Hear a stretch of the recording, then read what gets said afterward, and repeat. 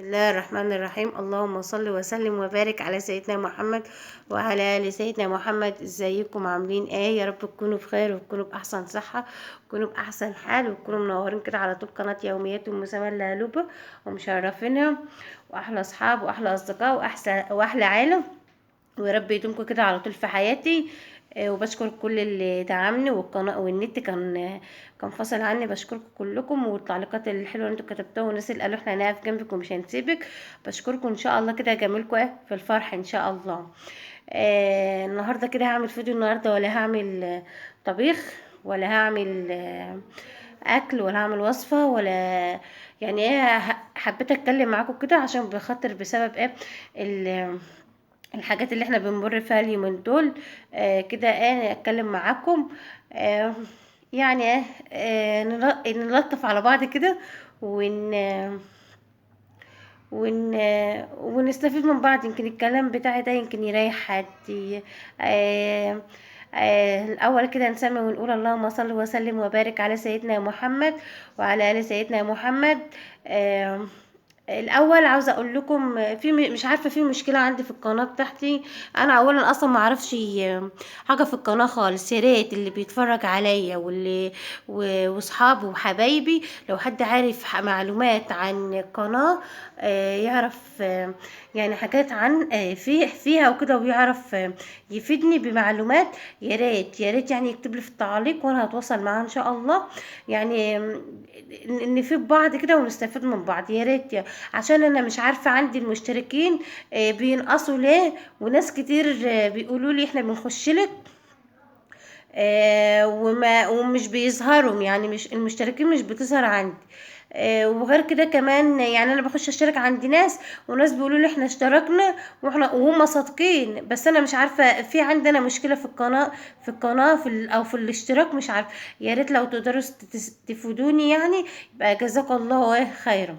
و وانا ما اعرفش حاجه عن القناه، والله انا ما اعرفش اي معلومه عن القناه. انا زي ما قلت لكم في كذا فيديو، اللي حد هو اللي فتح لي القناه، وانا ما بعرفش، بس انا انزل فيديوهات وبس.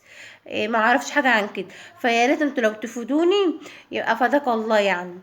ده اول حاجه كده. وثانيا كده نسمي بقى ونقول بقى الموضوع اللي انا جاي اتكلم فيكم بقى ايه. الموضوع بقى اللي احنا قعدنا في البيوت، وكله قاعد في البيوت، وما عادش حد بيصلي كمان في الجوامع، وما يعني بسبب الوباء المرض، يعني اللي ماشي ده في البلاد كلها، محدش عارف اصلا هو جاي منين.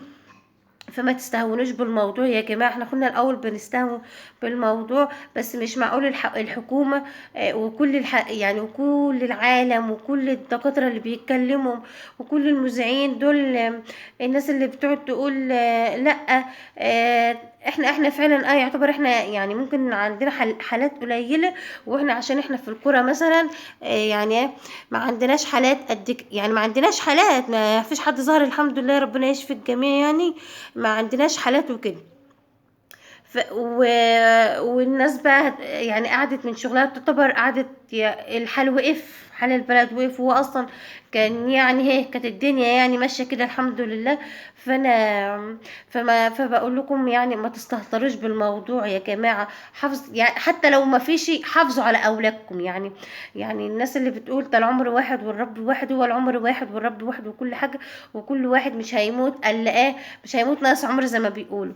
بس احنا نعمل اللي علينا والباقي على ربنا. احنا مش ما بنعيا بنستسلم كده وخلاص، نقول بقى خلاص هو ربنا مثلا هيشفينا. ما بنكشفش، لا بنكشف. والحالات اللي ماتت دي يا جماعه، ماتت يعني يعني كانت خلاص، كانت راحه، اللي هي خلاص يعني كانت راحه متدمره. فاحنا ما نستناش لما مثلا نسخن قوي، درجه الحراره بتاعتنا سخنه. مثلا المعلومات ديت يعني انا جايباها، مش انا اللي بقول، انا مش دكتوره ولا حاجه، بس انا عارفه في ناس كتير اتكلمت بسبب الموضوع ده ونصحت الناس. بس انا حبيت اتكلم معاكم وافضفض معاكم كده ون ون ونفضفض مع بعض. فايه فما ما يعني ما تستنوش درجة الحرارة بتاعتكم ما تعلى قوي. اي حد يبان عليه اعراض ولا حاجة يروح يكشف يطمن على نفسه. يعني ان شاء الله ربنا يحمي الجميع ان شاء الله. ما فيش. وحافظوا على الاقل على قد ما تقدروا من اللي انتم ما تطلعوش من بيوتكم، وتحافظوا على اولادكم. و... وبالنسبة كمان للصناعية اللي حالها وقف ديت، وناس كتير يعني اثر عليها. التجار اللي انا مش عارفة الناس اللي مش عارفة. احنا في أزمة وفي أمس حاجة وفي أمس الدعاء، ولازم ننكر. على فكرة هو مش ابتلاء من ربنا ده، هو يعني أنا سمعت من شيخ اللي احنا فيه ده رحمة من ربنا. يعني ده اللي ربنا ما بيجيب لي ما مش بي مش مش بيعاقبنا ولا الكلام ده، والرعد والسيول والحاجات دي. ده غضب من ربنا. لا هو مش غضب من ربنا ولا حاجة. أنا الكلام ده أنا سامعاه من شيخ يعني موثوق. عشان الناس بس اللي ما تقولش انت بتألفه ولا كده. من شيخ بيقول لا ربنا يعني دي الحاجات اللي احنا فيها ديت رحمة من ربنا. ربنا رحيم بنا. مش غضب ولا اي حاجة. ده سبحان الله رحمة عشان الناس تفتكر ربنا وتصلي ورسل كده. رسل من ربنا اللي هي بتبعت لنا يعني في لحظة شايفين في لحظة يعني خلاص في لحظة ممكن نروح كده. فيا ريت الناس كلها تتعظ والناس كلها تخاف ربنا. التجار اللي بيستغلوا الموقف ويغلوا على الناس الغلابة. يعني في ناس غلابة جدا جدا هتتأثر بالموضوع. والصنايعية كمان الصنايعية دول اللي حالهم هيقف ومش عارفين. واللي صاحب المحل اللي خلاص اللي قفل المصنع لمدة شهر ما هوش عارف هو هيعمل ايه. مش عارف ما فيش بيع وما فيش خامات. مش عارف هيجيله خامات ولا مش هيجيله. يعني بيقعد الناس. والناس ما لازم بقول لهم لو عاوزين تشوفوا لو لقيتوا شغل تاني اشتغلوا فيه لغايه ما يشوفوا الدنيا. هو برضو هو ما هوش عارف غصب عنه. فالتجار بقى اللي بتبيع الحاجات ويبقى عندها الحاجه ديت ليه كده؟ ليه تعملوا كده وتغلوا؟ واللحمه عندنا بقت كانت ب100 جنيه. اللحمه رفعت 120 جنيه بقت 120 جنيه. والناس هتعمل ايه؟ والفراخ غاليه طبعا. حتى لو هم قطعوا اللحمه يعني لو عملنا مقاطعة للحمة مثلا الفراخ هتغلى عشان الناس كلها هتلجأ للفراخ.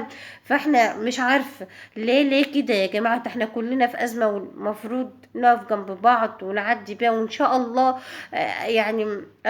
يعني تفائلوا بالخير تجدوه إن شاء الله. ربنا قادر وعارف يعني.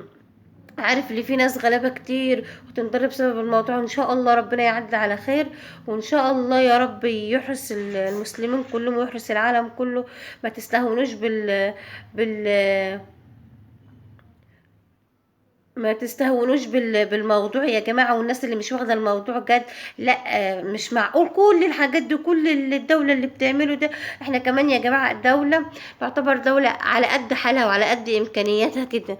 فيعني الدول اللي بره دول يعني عندهم امكان. الصين عملت مستشفى في 10 ايام. يعني بنت مستشفى وجهزت مستشفى في 10 ايام. احنا ما عندناش. نعتبر ما عندناش يعني واحد جنب الصين ديت. ما عندناش ما عندناش امكانيات. والناس اللي بتقولوا الناس اللي من بره والناس اللي من عمره هي اللي بس ما حدش اكتشف الحالات دي يا جماعه. يعني المرض ده جاي من بره. ما حدش عارف لسه. ما حدش عارف برضو هو جاي من بره ولا هو كان موجود واحنا لسه اكتشفناه. وما حدش عارف لسه برضو هو سببه ايه. ما حدش عارف. محدش عارف يعني هو جاي من ايه. يا ترى هو جاي من الصين عشان هما كانوا بياكلوا الحاجات اللي ربنا مش محللها وكده. زي الفيران مثلا والحاجات والخفافيش والحاجات دي. محدش عارف لسه هو جاي منين. وناس بيقولوا هو كان في امريكا. فمحدش عارف. فاحنا نعمل على قد ما نقدر نحافظ على اولادنا وان شاء الله. وما تشتروش حاجات بكميات. يعني احنا مش عارفين. يعني الواحد بينام اصلا يعني من غير مرض ولا حاجة مش عارف هو هيقوم ولا مش هيقوم. ما تشتروش حاجات كتير. وقفوا مع بعض ونقف مع بعض كده نستغفر لربنا وندعي له. ربنا بيحب على طول احنا ندعي له. ونقرا قران. نستغل بقى اللي احنا قاعدين في البيت كده. هم عامه يعني قراءه القران ديت اساس. يعني كل يوم حتى تقرا لك صفحه كده صفحتين على قد ما تقدري. تخلي اولادك هما كمان يقروا معاكي. جوزك تتلموا كده. تتلموا بعد ما تتعشوا وتصلوا العشاء كده تقروا لكم صفحة كده، وهو هو يقرا وانتوا تقروا وراه. آه، يعني تحاولوا كده، وان شاء الله الأزمة ديت ربنا ان شاء الله ربنا يعدلها على خير، و... ويكرمنا ان شاء الله. و... وعاوزة اقول لكم كمان كده، يعني برضو النظافة، احنا أنا سبحان الله احنا المسلمين بنتوضى، وسبحان الله بننضف وبنطهر من قبل ما يحصل حاجة، بنغسل ايدينا قبل الاكل ونغسل ايدينا بعد الاكل. بس حاولوا على قد ما تقدروا، حاولوا على قد ما تقدروا ما تحافظوا على اولادكم، وربنا يستر عشان نعدي. حتى لو كده يعني الناس اللي بتقول ما تكبروش الموضوع ومش عارف ايه وسيبوها على ربنا، ماشي، بس نعمل اللي علينا والباقي على ربنا. نعمل اللي علينا يا جماعة، وما تستهونوش بالموضوع، ما تستهونوش بالموضوع، وربنا يستر. ويا رب ما كنتش طولت عليكم وما كنتش رغاية، ويا رب كده ان شاء الله الامه كلها والعالم كله ان شاء الله الامه ديت، شيل الغمه عن الامه يا رب بحق جاي النبي، وان شاء الله نبقى حلوين ونصلي التراويح. يا رب يا رب يجي رمضان كده علينا واحنا في ايام مفترجة، وايام كلها بركة، وايام كلها كده روحانيات. يا رب ان شاء الله ان شاء الله ان شاء الله ان شاء الله كده رمضان يجي علينا وكلنا حلوين، والمسلمين كلها حلوين، نصلي التراويح ونتجمع كده. يا رب يا رب يا رب، ادعوا يا جماعة، ادعوا على قد ما تقدروا.